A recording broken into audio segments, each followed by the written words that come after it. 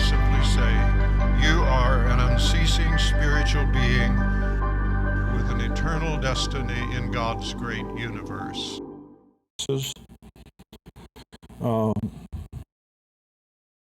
I'm very fond of Gerard Manley Hopkins' poetry, and particularly his one about the kingfishers. As kingfishers catch fire, how God is present. Dragonflies draw flame as tumbled over rim in roundy wells. Stones ring like each tucked string tells. Each hung bell's bow swung finds tongue to fling out broad its name. Each mortal thing does one thing and the same. Deals out that being indoors, each one dwells. Selves, goes itself, myself, it speaks and spells, crying, what I do is me, for that I came. I say more, the just man justices, keeps grace, that keeps all his goings graces, acts in God's eye what in God's eye he is, Christ. For Christ plays in 10,000 places, lovely in limbs and lovely in eyes not his, to the Father through the features of men's faces.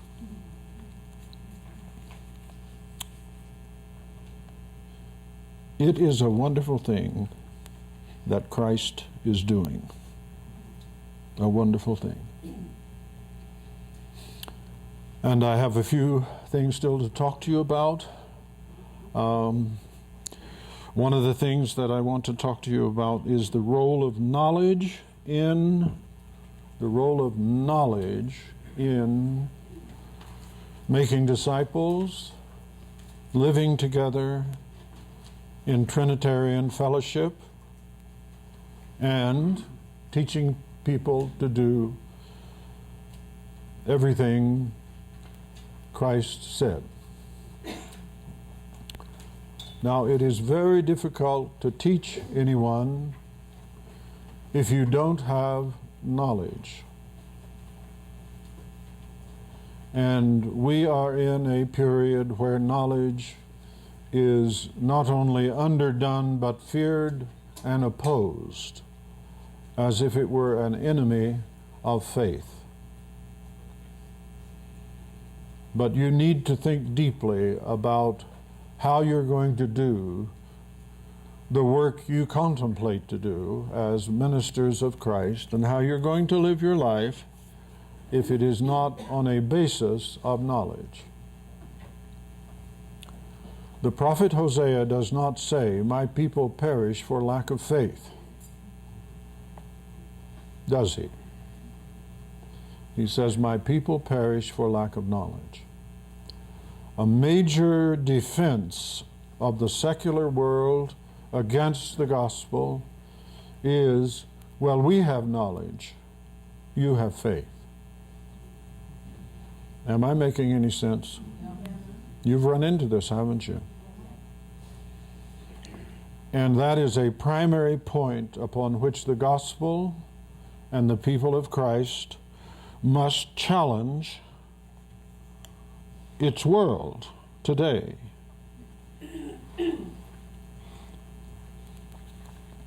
So let's begin here just by making clear that these are different things, and then we'll talk about what they are briefly. Knowledge, belief, or faith, they're the same thing. Commitment and profession.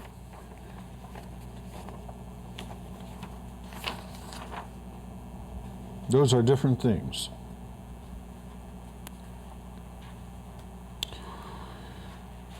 We tend to take people in on the basis of their profession. Isn't that right? Upon the profession of your faith, my brother, sister, in Christ, I baptize you in the name of the Father, the Son, and the Holy Spirit. Profession. Well, maybe we'd better begin with knowledge and work down to that. But you will want to understand that if you're working in terms of this without the rest of it, you ain't got much. You may not even have commitment. And in fact, we're constantly struggling with commitment in our congregations, with having projects which our people are not committed to. Well, what are they committed to? It may be that they're not committed to much of anything. Or maybe they're committed to things that they don't really believe in.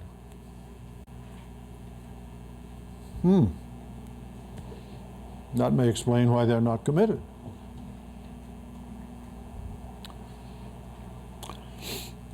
Or maybe they believe things, but it's not founded in knowledge. Now, biblical faith is always in an environment of knowledge. Always. The idea which modern thought, through a torturous process, has saddled the church, that faith is a leap, is ridiculous. What they call a leap of faith is a leap without faith. And you always find that out when you listen to them a little bit. Faith leaps on a basis of knowledge. That's how faith leaps. Abraham in faith went out not knowing where he was going. But he did that on the basis of his knowledge that God was with him. Am I making any sense? Okay. Now you watch the biblical record and you'll see that that is always the case. There are no leaps of faith. Job exercised faith of immense proportions, but it was on the basis of his knowledge.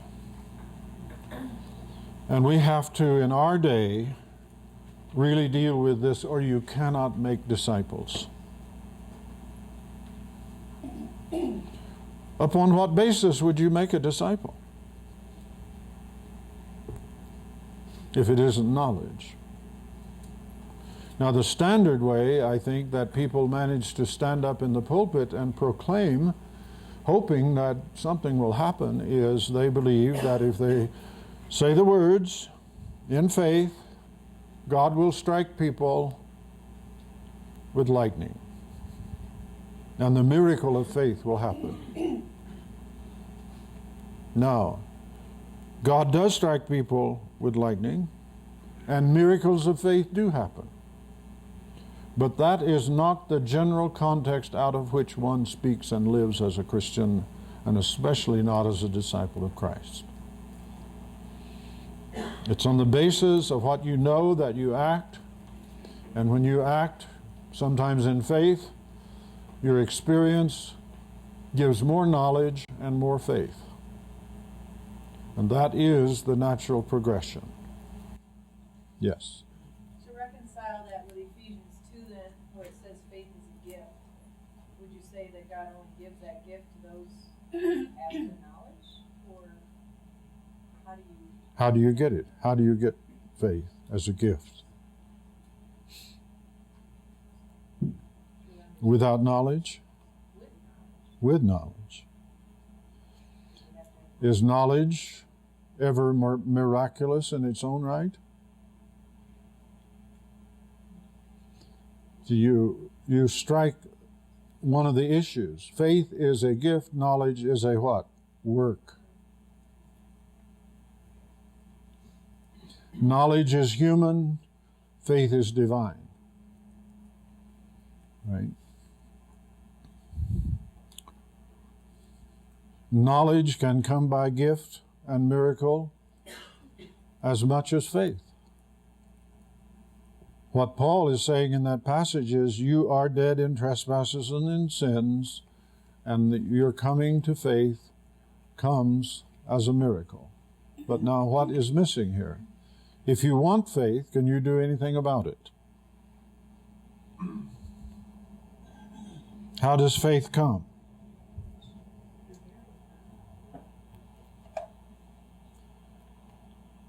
Faith comes by the Word of God.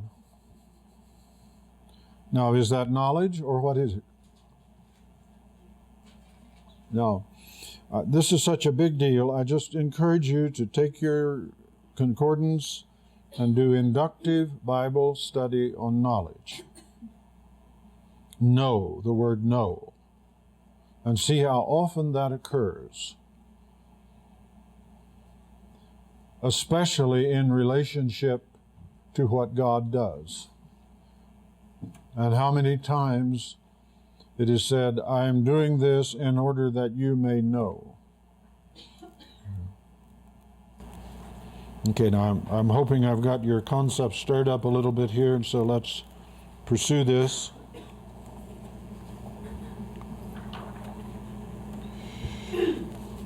By the way, is there anyone here who knows anything? Good. I feel better already.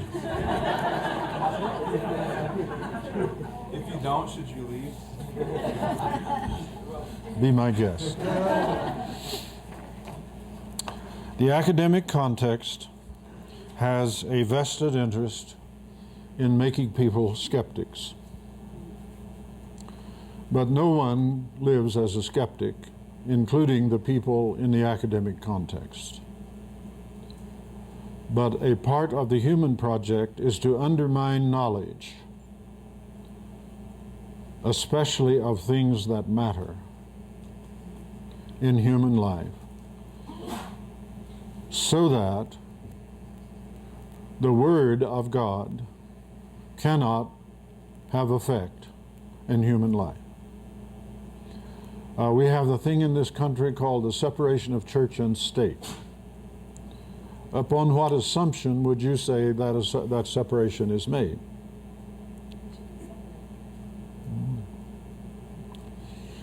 Can you imagine anyone talking about the separation of state and chemistry?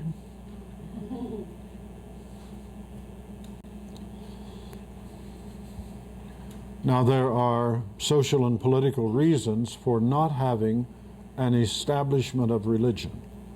But that's not what we're talking about when we talk about separation of church and state. When people generally speak of separation of church and state, they are assuming that the church doesn't know anything important. It is predicated on the assumption that what the church teaches is not knowledge of reality.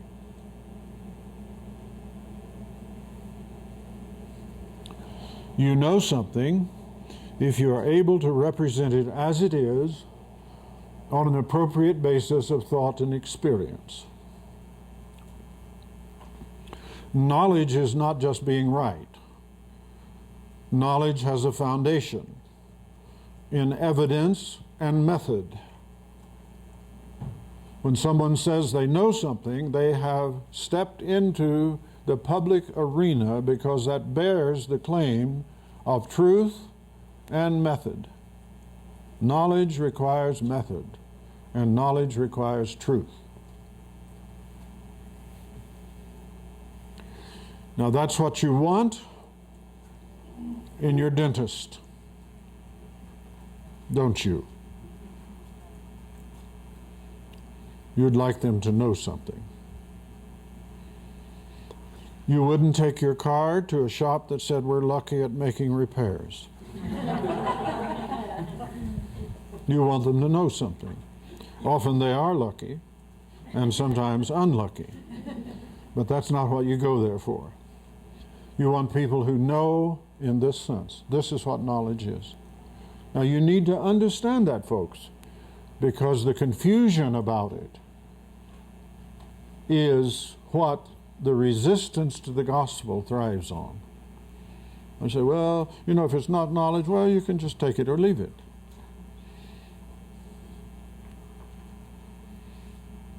It's just belief, just faith.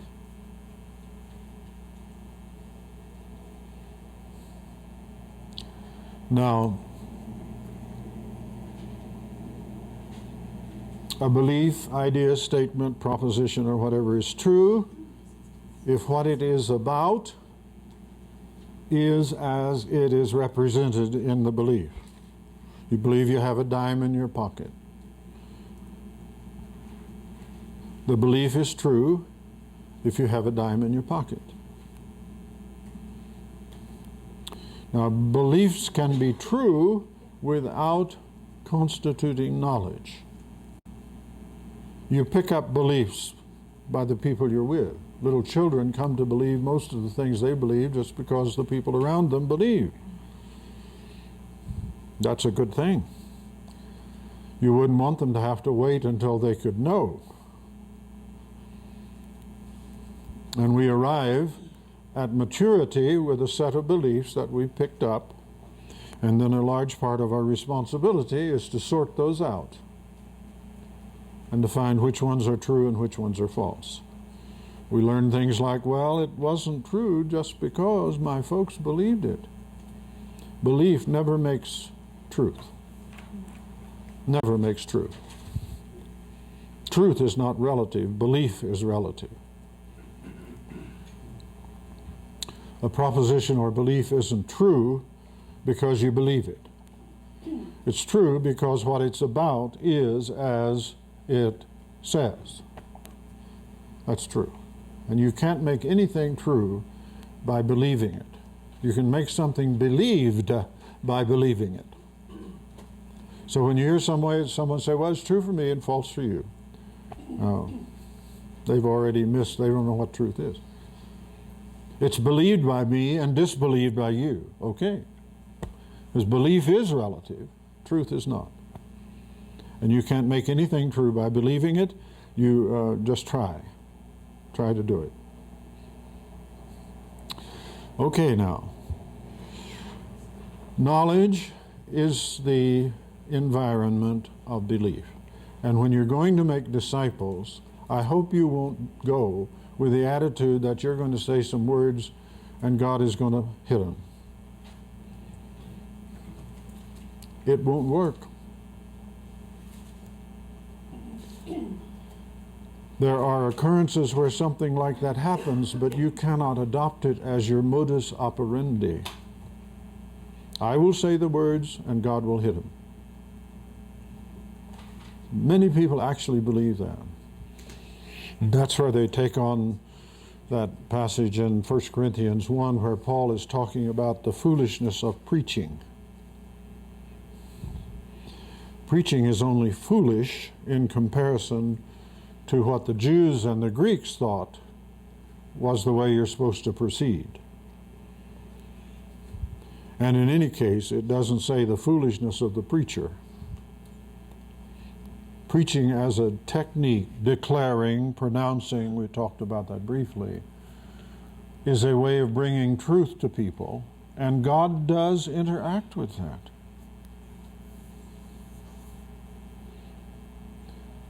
What I'm saying to you is don't adopt that as your modus operandi. Bring knowledge of Christ to people.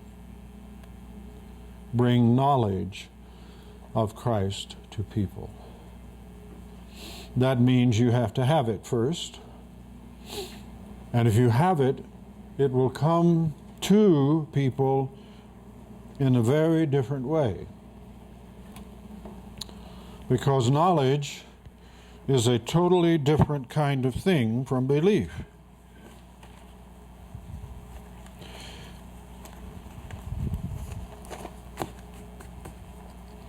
If you bring knowledge to people, you are coming to them as someone who has the right and responsibility to act. That's what knowledge does. Knowledge brings you the right and responsibility to act. Belief does not. If you believe that tooth is rotten, but don't know, and you're a dentist, you do not have the right to start to work on it. If you know that it is, you have the responsibility as well as the right to start to work on it. So knowledge brings the right to act, the right to direct action, to formulate policy and supervise it, and to teach. Only knowledge brings those things. The right to act, the right to direct action, the right to formulate policy and to supervise it, and the right to teach. Now, may I say to you that that's why you're in school. You are not in school to get faith. Do you agree with me about that? You're not in school to get faith. You're in school to get knowledge. Now, if the Christian teaching is not knowledge, what are you getting? Feelings.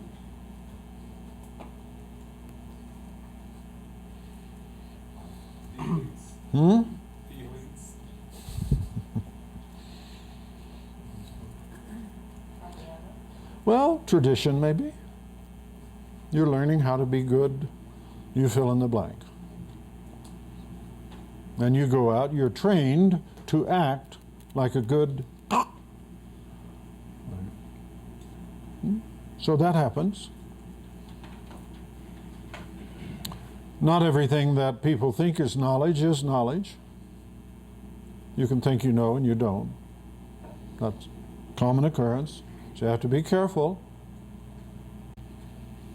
But I think probably if you all became convinced that you were not gaining a body of knowledge that authorized you to act, to direct action, to formulate and supervise policy and teach, I think you'd drop out.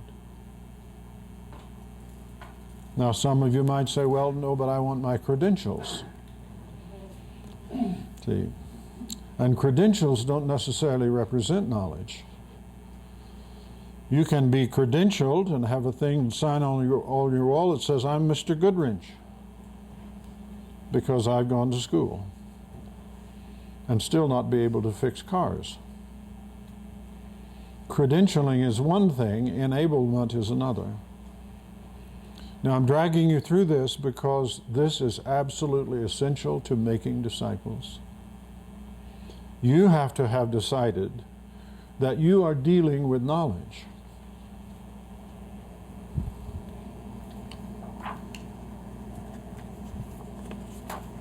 What about belief? You're dealing with belief also. But remember, you believe something when you are prepared to act as if it were so, but it may not be so.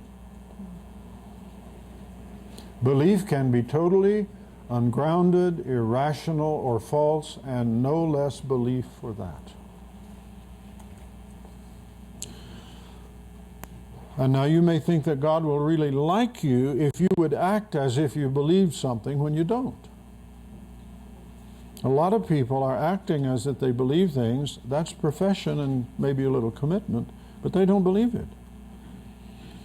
Now let me say something really mean, and that is when we get up to preach on Sunday morning, we're basically facing a wall of unbelief.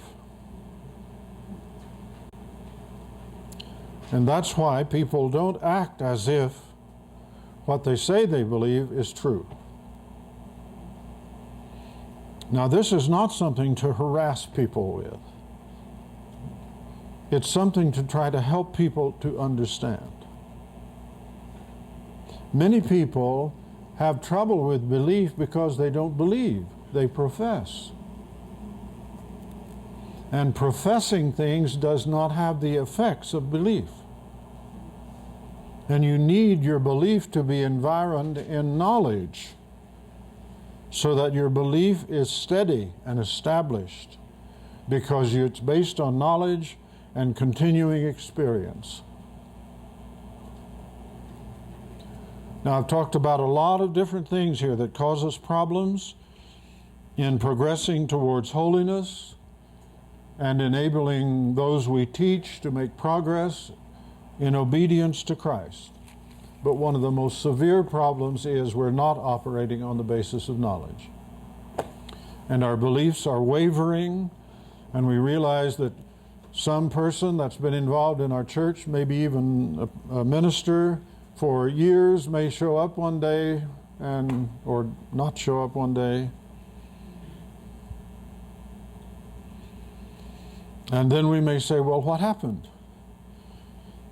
That's appropriate. And we need to follow and find out. But you can guarantee it was not something that happened that day, but what had been going on all along. They were not solid. They were not operating on the basis of knowledge. So you believe something when you are prepared to act as if it were so. And if that belief is solid and it's true, you're on good ground. You can almost say it doesn't matter whether you know or not. The problem is you can rarely get there with belief unless it's founded in knowledge. See, that's why it's important not just to believe that Jesus rose from the dead, but to know it. That's why it's important not just to believe that God exists and created the world, but to know it.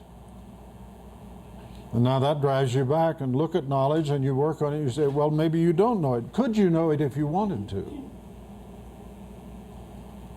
Are you willing to pay the price to know? The knowledge is like that. It doesn't jump down our throats. If you want knowledge, you have to seek knowledge. You have to do things like pay a lot of money and read a lot of books and sit around and hear a lot of people talk. Right. Knowledge doesn't jump down your throat, and if you don't want it, you don't have to have it. You can reject the knowledge. And if it's getting in the way of your kingdom, you probably will. That's why people fear knowledge today and don't want to hear people say they know, because if they do know, that has a claim that if they say, well, I believe, it doesn't have. What part does experience play in knowledge? Confirms knowledge, advances it. Right? I mean, we know most of the things we know on authority. For example, you all know the multiplication tables. You do. But you know them on authority. And you do know them. But it's rare to find anyone that has worked out the multiplication tables by experience to find out that even 3 times 8 equals 24. If you know it but haven't experienced it, how solid is it? Well, one of the problems is that people try to give completely general answers to those kinds of questions. And we know that some people know some things better than other people do. And then some people don't know them at all. Typically what happens with the learning process is you have some people who know things and others who don't. Maybe they just believe them. And then as they proceed, the people who didn't know them come to know them.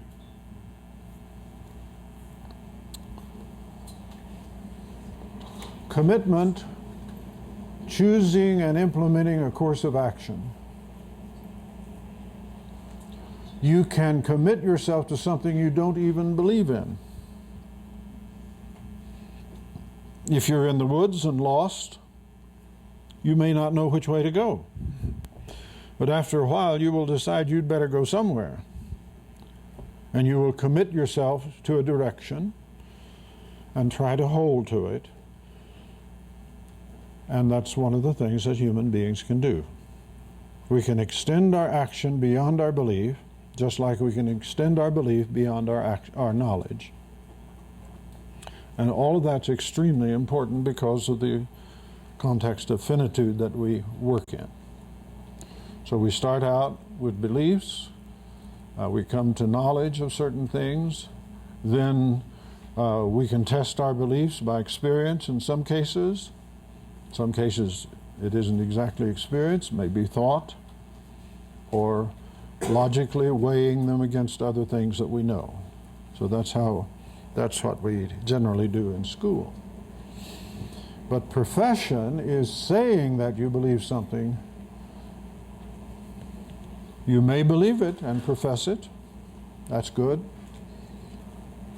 Or you may not even be committed to it and still profess it.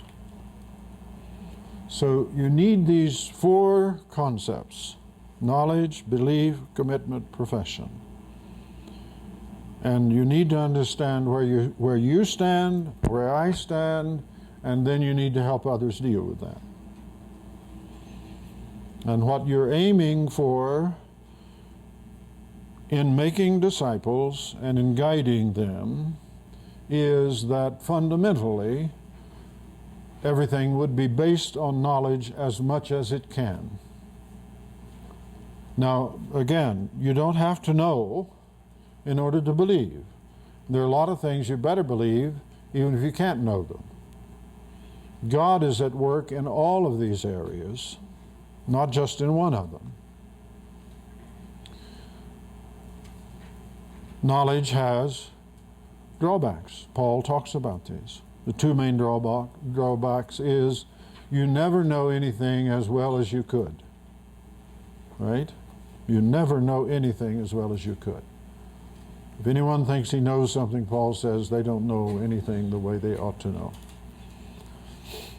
And that is to help you not get carried away with arrogance, because knowledge has a tendency to do that. You tell a little child who's just learned to talk something they did not know, and they are most likely to say, "I know." You test it. Now that's because knowledge is a really big thing in the substance of the self. To not know is to be left out. To know is to be in. Everyone wants to be in. So Paul teaches us we never know things as well as we could. He also tells us that knowledge puffs up. Love builds up. Knowledge puffs up. So should we throw away knowledge? No. We should subordinate knowledge to love. Always. Knowledge subordinate to love. Don't let it puff you up, and it'll help you to remember that you never know anything as well as you might. So we have to keep it in its place, and it is among the things that 1 Corinthians 13 tells us it will pass away because it will pass into sight. And one of the great things about knowledge, of course, is it enables you to do things with realities that you don't see.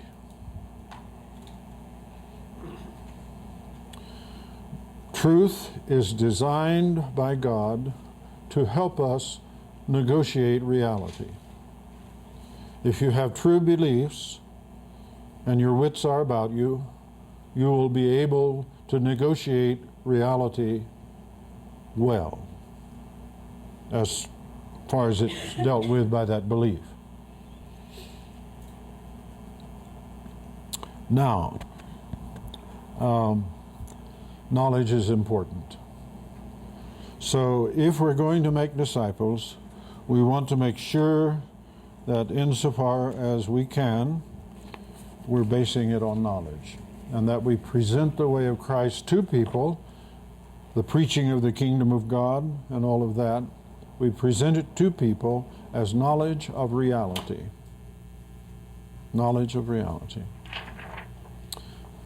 Ingrid. Quick question. When you're talking about profession there, all of a sudden it hit me that all of those things that are practical are also, you can, when we're back to our own kingdom, A lot of times people will profess that they love someone without the commitment, without the belief, without the knowledge. Right. You could take that all the way back up that way. Yep. too. See, profession is often done to manage our kingdom. And sometimes it's deadly serious, because if you don't profess something, someone may kill you or deprive you of your job and your opportunities. See, that has happened over and over, right? And that's one reason why profession has come to play such a large role in Western religion, but it actually plays a large role in all religion. So people may profess things that they don't believe, nobody knows, and they're not committed to. And that's why I gave you those 4 things. I want you to see how it changes as you go up. Now, there a lot of this I don't want to get into, but you want to think thoughts like this.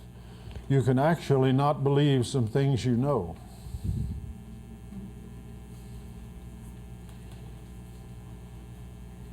Because belief involves the will. You believe something, you're ready to act as if it were true. Typical case of a person who, as we used to say, is under conviction. They know something they don't believe. That's why they're convicts. They're captured. They know something that they don't believe. Now, it may be they're just persuaded of something, but they don't want to believe it, and so they reject it. And you can analyze that in terms of William James, because the tension that is set up by that conflict is where a person who is under conviction is living. That's what was happening with St. Augustine, if you know his story. He was sweating under conviction because he had met some people and learned about some people, and he was just practically out of his wits. That's what happened to Paul on the road to Damascus. So we can believe things that we don't know, and we can know things that we don't believe. For example, the people who were watching the game last night and were pulling for Texas were in a period where they knew something that they didn't believe. You know? A person who gambles is typically a person who knows something they don't believe. They know they're not going to win, but they believe they are. So that's just, I have hardly begun, okay? My only reason for doing this is I want you to know the difference before those 4 things and the effect they have on making disciples and on spiritual growth.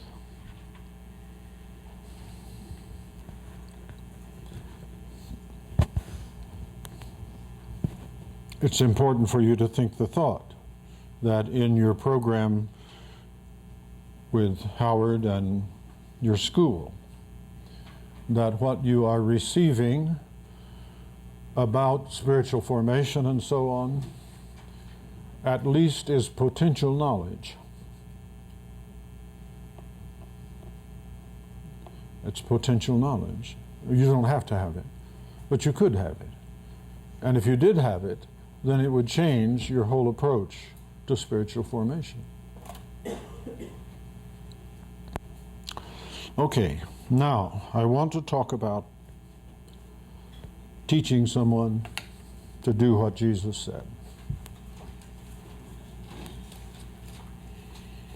Hey, we're doing pretty well. Yes, it did. That helped a lot. Okay, now we're going to talk about teaching someone to do what Jesus said. And you have to think in 2 contexts. One is you're one-on-one with someone. And very often, that's the only way you can approach it, because the other way is where you are in a program in a church or religious group teaching people how to do what Jesus said. These are very different contexts, and by far the second is the one that is intended by Christ and is best for teaching people to do what he said. That is the context where you have a group. And ideally this would be a group that is under a ministry of preaching and teaching and example that is committed to spiritual formation in discipleship. And by the way, the difference between those is discipleship is a status, and spiritual formation is the process that you undergo in that status. You become a disciple by committing yourself to Jesus Christ as your Lord, Master, and Teacher, and throwing your crown at his feet. And you may, in that position, be very green. Disciples are often very green. Discipleship is not an advanced spiritual position.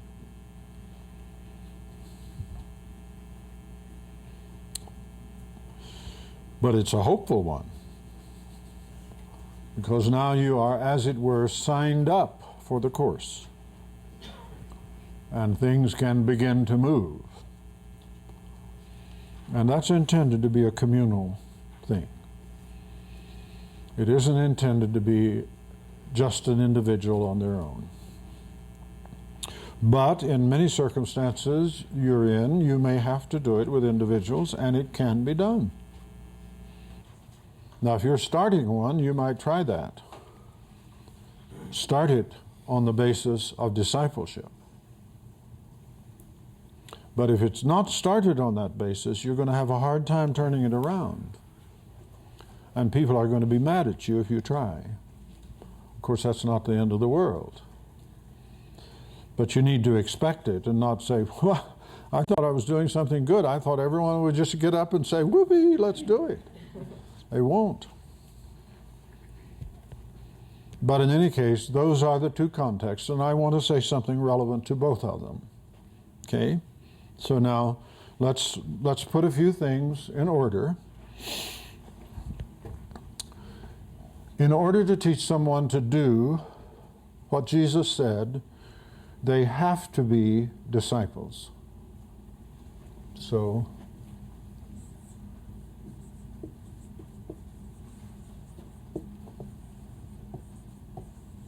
okay, disciples made.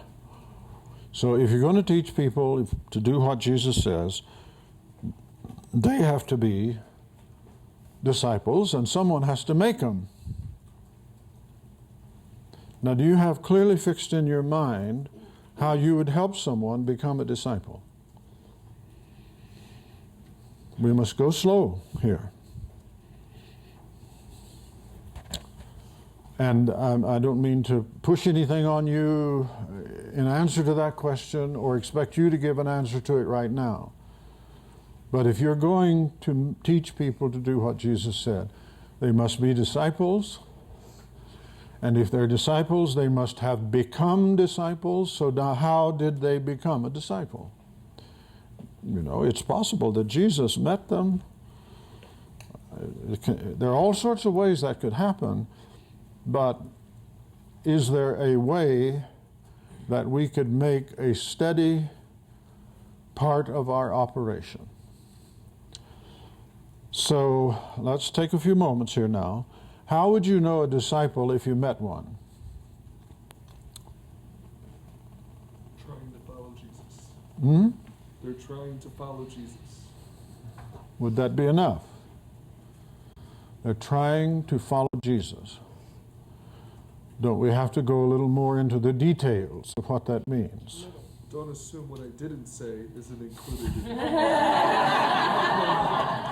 But I'm trying to get you to say what you didn't say. Okay.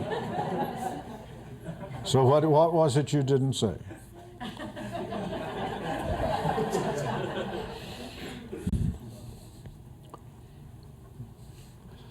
We have people all, every week stand up and say, I have decided to follow Jesus. I have decided to follow Jesus. I have decided to follow Jesus. No turning back. What's on their mind? They have to have knowledge of who they're following. So they would have to know something about what following Jesus involved. And they would have had to decide to take that on.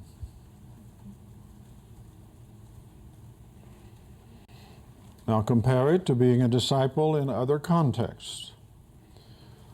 Let us suppose that you've decided to learn French, and you now have selected a teacher. What have you decided to do with reference to that teacher? Place yourself under his teaching. Sorry? Place yourself under his teaching. Pretty good. Is that in what you didn't say? Yes, sir. Okay.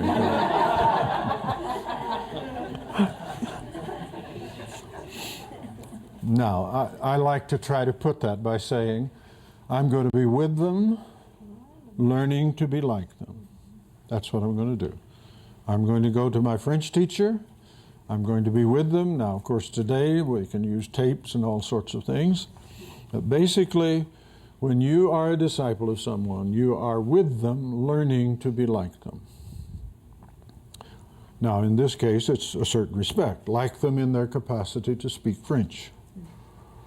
A child in 3rd grade is with their teacher, learning to be like them in their capacity, for example, to multiply and divide numbers. They're taking on the character of the teacher in that respect. So now, maybe we could identify a disciple of Jesus as someone who has decided to be with them, learning to be like them. They've decided to do that, and they are arranging and rearranging their affairs to make that happen. So let's add that on now. Okay, they've decided I'm going to be with them, learn to be like them, and I'm going to arrange my affairs to do that. Simple cases, I show up for class. Yes. Let's say not just be with them, but be attentive to them. You're going to have to be attentive to them if you're going to learn to be like them, aren't you? You don't sleep through class. You do the exercises. So this will become more and more specific. Now we have to pause over this and make sure we got something. A disciple of Jesus is someone who has decided to be with them, with Jesus, learn to be like him. That means they're arranging their affairs so that will happen, all the way down to paying attention. And if you see someone like that, you're looking at a disciple of Jesus. Now, how could you get someone to do that? Well, that's where you have to go back to the vision model, the VIM model. You only make disciples in the light of a vision. A person who is going to disciple themselves to someone to learn French is going to be someone who is convinced it would be wonderful to speak French. So the vision here is the gospel. And for a moment we can stop there and go back and realize, well, which gospel? We want a gospel that will provide a basis for making disciples. Okay? Of life now in heaven with Jesus.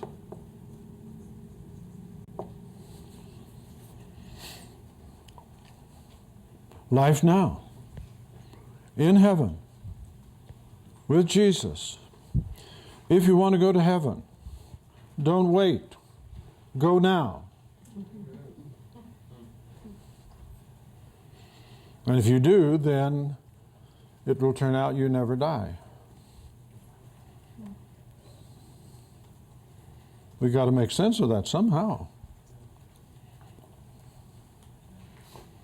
So in the context of teaching people to do what Jesus said, in the setting that we're talking about, we need to first assume that they are disciples, which on the them pattern would be. That's why we're starting here, yes. It would be, I'm asking, they would have the vision and the intention, and now we're discipling them in the means? Absolutely right.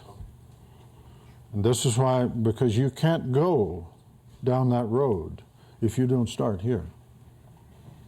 And this is messy. This is a messy business because people hear so many things.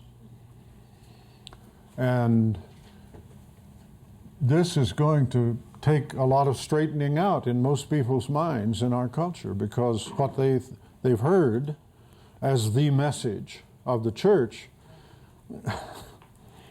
God only knows.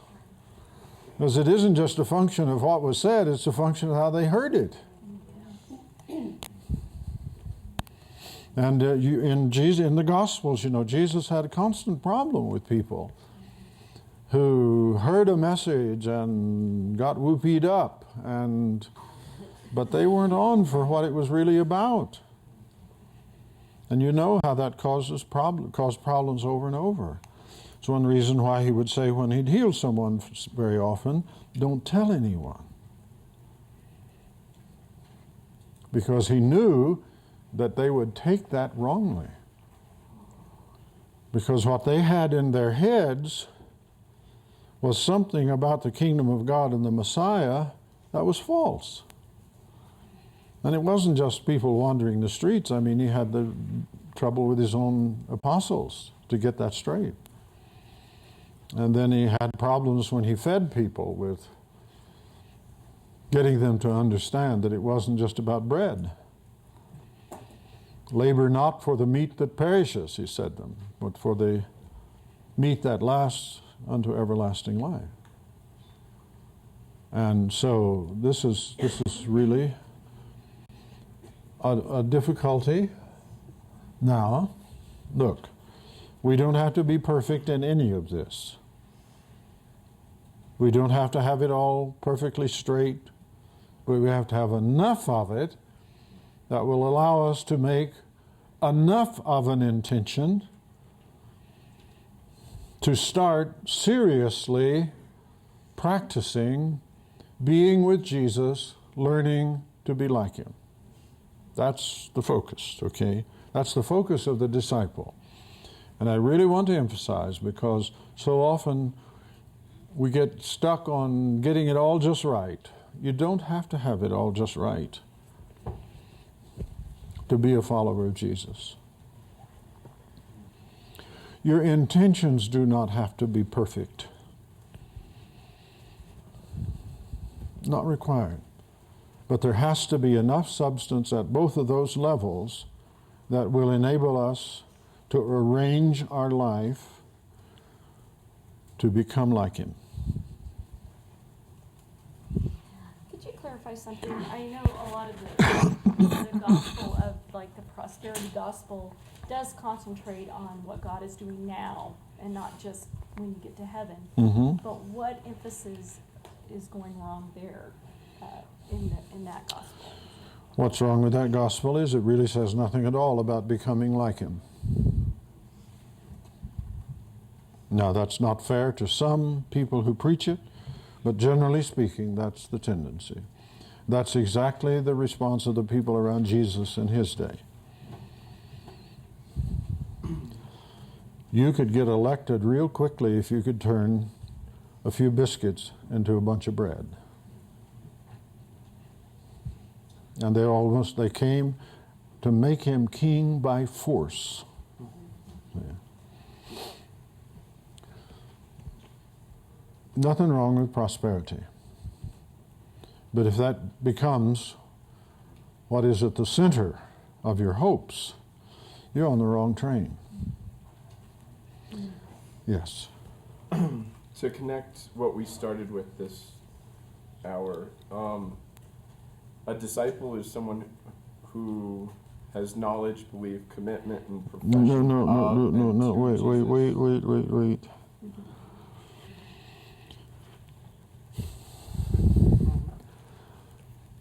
I want you to fit those together, but you're apt to start way up the line from where discipleship begins, if you aren't careful with that. Now, what I'm saying to you is this. If you're going to make disciples, please operate out of knowledge in doing so. That will involve belief also, some commitment and profession.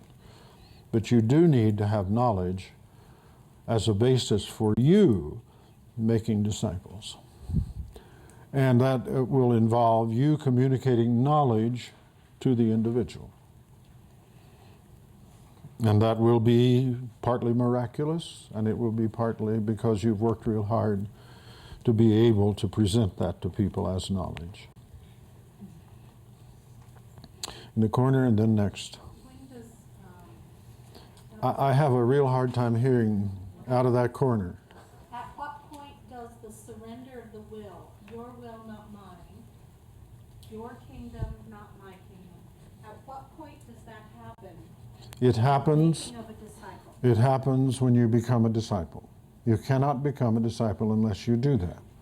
Now later you will find out that you had no understanding of what it meant. So that's where you remember discipleship is a status. Now, and thank you for asking the question.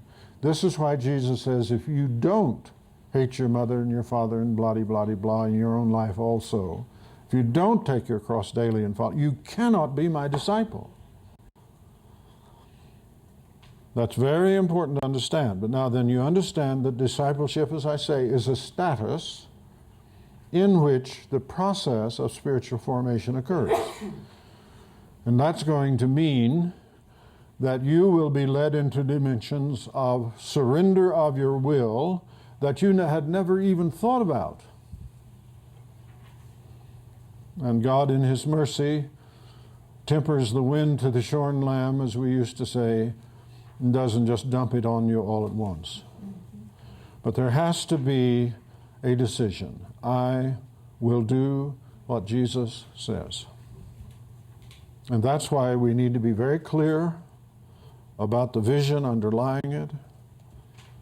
It has to include that. The lady next to you, and then this gentleman here. Go ahead, gentleman here. I was just going to comment. It's a lot like marriage in that sense, then, where you're making this commitment to this person. Yes. You don't really Yes. know. Yes. Yes. Very good. Very good. Yes, absolutely right. And really, any serious commitment. You know, would you commit yourself to a degree program if you really knew what it was going to involve? See? So you step in, and grace helps you step in, and then grace is with you as you go along. And that's how it works. Great. Yes. Yesterday or the day before, you mentioned that not all Christians are disciples, and I'm having a hard time with that. Haven't you known some that weren't disciples? I would say if they're not a disciple, they're not a believer. Okay. So I would say don't say that too loudly, or you're going to have a bunch of people on top of you like that. But I can't make that judgment.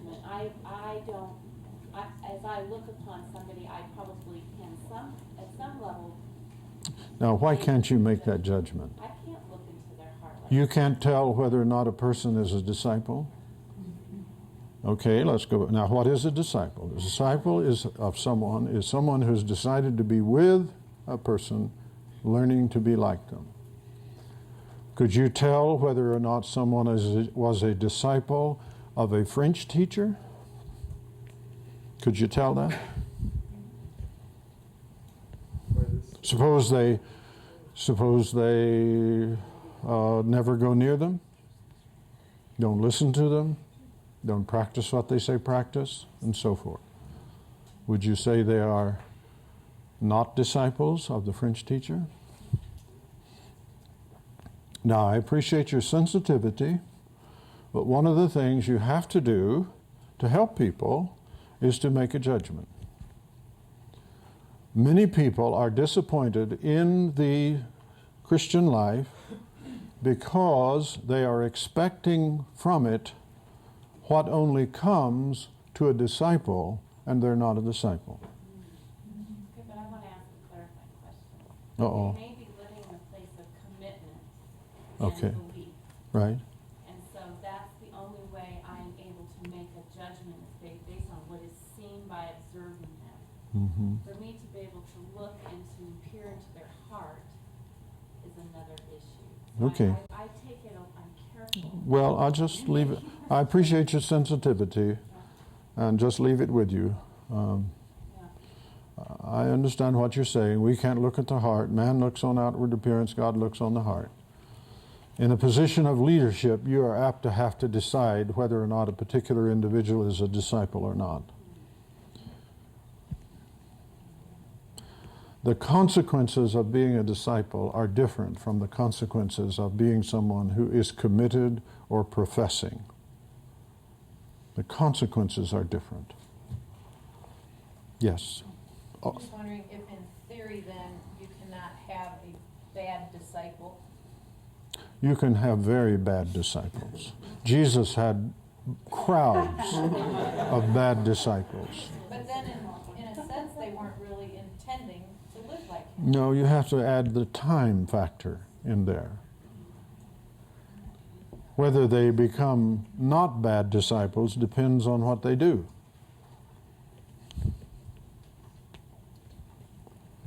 So a disciple, as I said, can be a very green disciple. Peter was a very green disciple. Jesus even called him Satan. Now see, we're in our concerns today, we're apt to say, well, suppose he had died right then, would he have gone to heaven? See, we tend to think of Christian as someone who's going to go to heaven when they die. Well, and those disciples did end up progressing beyond that. They did pretty well, didn't they? Yeah. They did pretty well. Yeah. It's a great study to study as best we know what happened to them.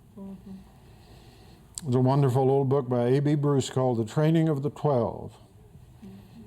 It's a wonderful book because it talks about who these guys were. And they were not beggars off the street. They were not debauched souls. They were solid citizens. But they had none of the advantages that people thought religious leaders should have. And a great old text is from Acts 4. The leaders got Peter and John up there and giving them the business, and it says, because they, as it says, they perceived that they were unlearned and ignorant men. They sure weren't acting like it. And so they took knowledge of them that they had been with Jesus. You could preach that.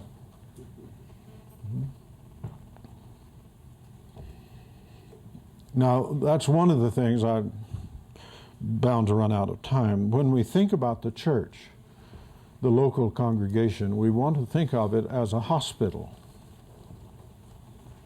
And you've got some people being dragged in and put in ICU, others operated on, emergency, some people getting up and walking down the halls, others rolling out in a wheelchair. That's the church. And if it's a church where there's discipleship, not all the niceties, don't worry about that. That's okay, that's good, that's the way it should be. That's the way it should be. Jake. Two questions. I wonder if you could just finish that thought. You said we tend to think Christians are people that are going to heaven. Well, I'm just saying I think that's normally what people think. Okay. And then they have to decide that whether or not they're going to do that. Okay. And secondly, I think that a lot in our culture we look at the Jesus' teachings on judgment that totally in the wrong way. It's like, I mean, there's multitudes of different ways people take that. I was wondering if you could maybe clarify what, in that particular, he's saying, do not judge lest you be judged. Okay. Well, let me refer you to chapter 7 of the Divine Conspiracy, but talk about it a bit. What Jesus says is, don't get in the condemning game. In Matthew chapter 7, he's talking about what I call condemnation engineering. And that is, give the holy stuff to them in a way that will make it clear to everyone that they are worthless. And then you do that, and they'll give it right back to you, which is exactly what happens. So, get out of the condemning game. Judgment, unfortunately, has two meanings. One is discernment, and the other is condemning. And we have managed, by a clever perversion of Jesus' teaching in our culture, to turn discernment into condemning, so that we can condemn the person who's making a judgment about us. And that supposedly will shut them up. But that's a perversion. Jesus is not talking about discerning in Matthew 7. He's talking about condemning. He's talking about people who try to help people by condemning them. That's a human trait. Just condemn them, make them feel guilty, worthless. That'll motivate them to do what we know they ought to do. So those verses that open chapter 7 of Matthew are about engaging, indulging in condemnation. There are many ways of doing it. One is to give them really good stuff that won't help them. And then say, well, you're worthless, because I gave you this and it didn't help you.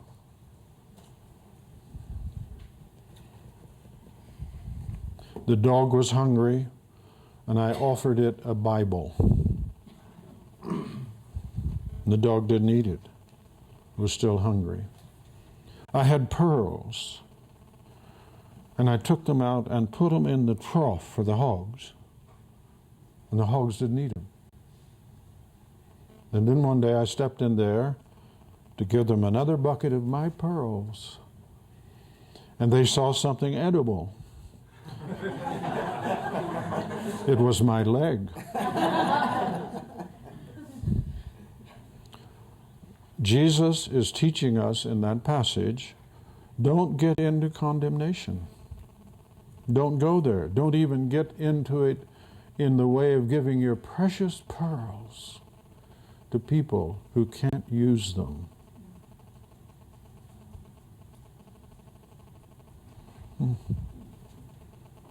Okay? Good, thanks.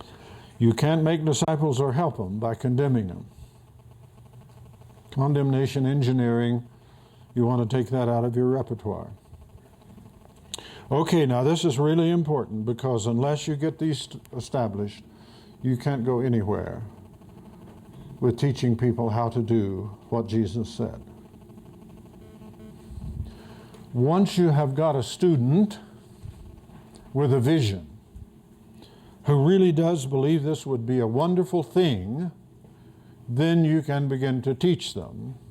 You need to start with where they are and what they're concerned with. Now, this could be anger. That's a good place to start. Contempt. You have a man who means well, but he cannot keep from yelling at his son. That'd be a good place to start, wouldn't it? Very likely, if he is a Christian, he thinks he ought not to do it. But that child is so exasperating, so stupid, and really wants to hurt me. And after about 2 moves in a conversation, I suddenly hear the volume has gone up. And the more it goes up, the more I'm locked into it. Actually, that's a typical progression in anger and dealing with others in anger, and then they deal with you in anger, and there you go. It's one of Jesus' standard lessons about how interactions develop. So now, you have a man here who wants to learn something. Can you teach it? No. One of the things you can say, well, we have a counseling department in the church.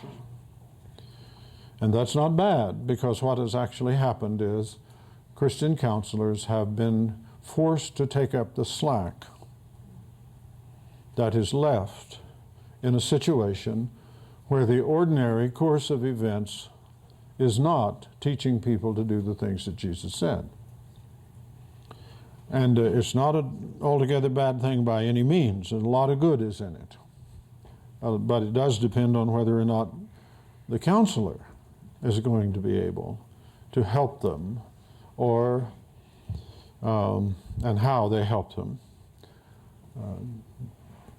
And in particular, whether or not the person will be able to learn how to do not do the things that are causing him trouble, and to do the things in the absence of which are causing him trouble. So, have you got a way now of teaching someone not to be angry? That's the general idea of Jesus' teaching. So now, what are you going to do with him? The first thing you're going to do with him is help him to understand what anger is. That's the first thing you're going to do with him. And actually, for some people, that will be enough, because a lot depends on the individual, but many individuals are well enough put together in the grace of God and in their general health that once they see what anger is, they will drop it like you drop a hot poker. They'll drop it. Now, there will be others who will not want to give up on anger. And they may want to say, well, you know, it's really righteous indignation. And then you have to go into that. Teaching now is a really important part of this. Whether it's lusting, anger, using language to say a yes that is no, or any of those things. The absolutely next stage after this is to help them understand what it is. Now, if you've got a group, and I would work for that, and it's possible, especially if the pulpit is teaching about this. It's not always the case, because you may have the preaching pastor who's not on board for any of this. He's got something laid out, he or she does, and they've been doing that for decades, and they're not going to do this. But if you've got a pastor who's on board, then they can teach about anger. They can teach about lusting. They can teach about all of these things that Jesus refers to, and help people make a start. And then they could say something like this. They could say, we're going to have a 8-week, 3-month course on how to not be angry. I would put it that way, not in anger management. All right. Okay, I'm not knocking that, I'm just saying that's not what actually, you're not going to be doing the thing that you would be doing in a course that would be recognized as a course on anger management. You'll be doing some of the things, but not all of them. So you say, we're going to have a course. Who would like, there's a limited number of places, and it should be limited. You don't want these kinds of things to get over more than 6 or 8 people, because there's going to have to be real individual attention to these people. And you say, now, following up on Jesus' suggestion that we teach people to do everything he said, we're going to have a course or seminar for 8 weeks, 3 months, or something like that. Make sure it's not too long and not too short. You'll have to make a judgment about that. And if you take this, at the end of it, you will no longer be unable to not be angry, where you are now unable to not be angry. And the most important place for this application is in the family. Now, this won't solve everybody's problems or anybody's, all of their problems. You focus it on the one thing. So then you begin, you get your 6 or 8 people, and you begin to meet with them. And the first meeting I would devote to further explanations or explorations of what it is that they would like to stop, whether it's pornography or a certain way of conducting their business or whatever it is. You want it focused and say, at the end of this period, you will be able, in brief, you will be able to do what Jesus said in this particular area. Okay? So that's the next stage now, after explaining, helping them understand what anger or so forth is you get them together in a group, you try to help them make clear that they understand what it is. Now then, you send them out for a week to identify anger. Maybe if you like the specific form of cursing and blessing, bless those who curse you, you have them observe cases of anger. To just watch how it works. Doesn't need to be in them, they can do that, but watch it in other people. Come to know how anger actually works in real life. And then you may want to take a couple of weeks at that. They come back, you have discussions. All of this, of course, you're prayerful and thoughtful. You're expecting the Holy Spirit to work in it. But we're just talking about the human side of it now. So you have them come back and you have them talk about the cases. You really want to get the stuff in front of them where they see it. And then, when you feel like you have got them clear on that, you begin to deal with the roots of anger. Why do people get angry? Start with the cases. Here's a case. Someone's driving down the freeway. And someone cuts in front of them. And now a little festival of finger flicking breaks out.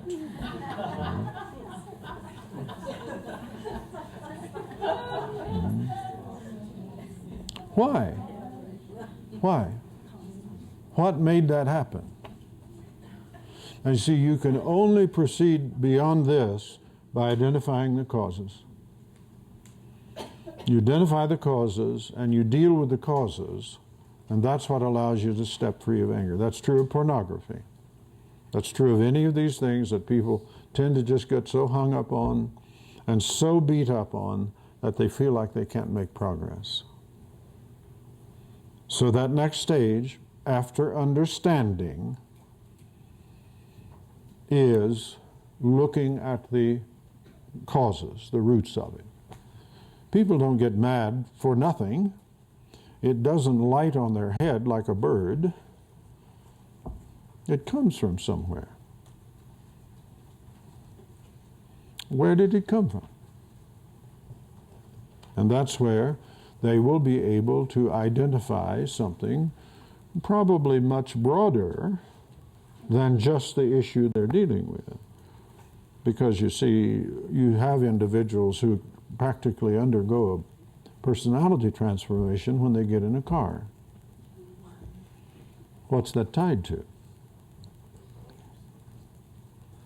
It's tied to increased power. So that when they are crossed, their will is crossed, there is in them a greater reaction. Now then, you may want to talk about advertisements for automobiles at that point. How do people sell automobiles? What do they appeal to in selling an automobile? Power. And that is ego stuff, isn't it? Where egos, I go. Mm-hmm. Power enhances ego. Ego is about kingdom. It's about ruling. It's about reigning, about having my way. And seriously, I mean, you can take a week or two and just have people look at advertisements for automobiles, because that's directly related to anger in driving. Directly. Now then, the next stage would be to get them to thinking about, why do I need that? Why do I need that? Because it's rooted in their need. Why do I need to have my way? And now at last we are to the root of the problem. And if you can turn that so that a person, not only in their head but in their body, doesn't have to have their way, you will have cut the roots of anger.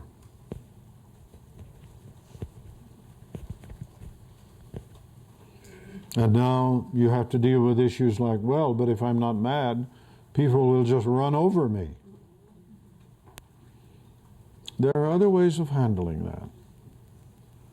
You have to re-educate some people. And if the other guy in the car starts the finger flicking, you just wave that on, because you're probably not going to be able to do anything about him unless you run into him and have to spend some time with him. So, but really we do have to re-educate people. We have to leave time for that. Because if they are used to running more or less with anger, then they won't run without it. And they will think that if you don't get mad, you don't mean what you say. They will think if you don't get mad, maybe they're going to get to have their way. But those are different issues. Now, if you're dealing with pornography, you've got different sets of issues at that level. Like, for example, how am I going to manage to have enough joy in my life if I don't do this?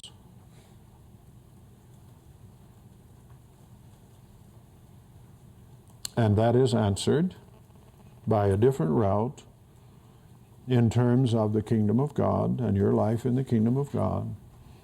Take some instruction, but it can be answered. Okay? So now, that's sort of the way you go with training. If you have to do it with an individual, it's a little more difficult. I think it takes longer. But it still can be done. You always have to start with this, individual or not. But I have watched it. I've seen it for years. It works. It can be done. You don't have to have a list of things like I went through, because a lot of it will be taken care of by the intelligence and grace in the individual that's doing it. Basically, for many people, serious, mature Christians especially, as we would understand that, taking allowance for the fact that they may not have been disciples, they tend to move quite quickly. And very often it's simply a matter of saying, you know, there's a way you can do this. Would you like to be rid of that? Or would you like to be able to do that? Yes, I just didn't know you could. Right? And once you make sense of that, give them a little progress, they take off. And they come to the place to where the things that used to tie them in knots or send them off like a rocket, they simply look at it and say, who needs that? Who needs that? Walk by the pornography on the 7-Eleven shelf and say, who needs that? Look at a donut and say, who needs it? Not defiantly, not whistling in the dark. They really realize they don't need it because they've got something else. And then you've got a person who will easily and routinely do the thing that Jesus said. Now, just this one other point, we'll take a little break. You don't have to teach them everything that Jesus said. By the time you've done 2 or 3, they will have gotten the idea, and the heart of their difficulties would have been broken, and they'll do the rest. They need a little instruction, a little help from time to time. That should be ongoing, especially in a community of believers. And I know this is an ideal situation, and then we'll talk a little more about this after the break.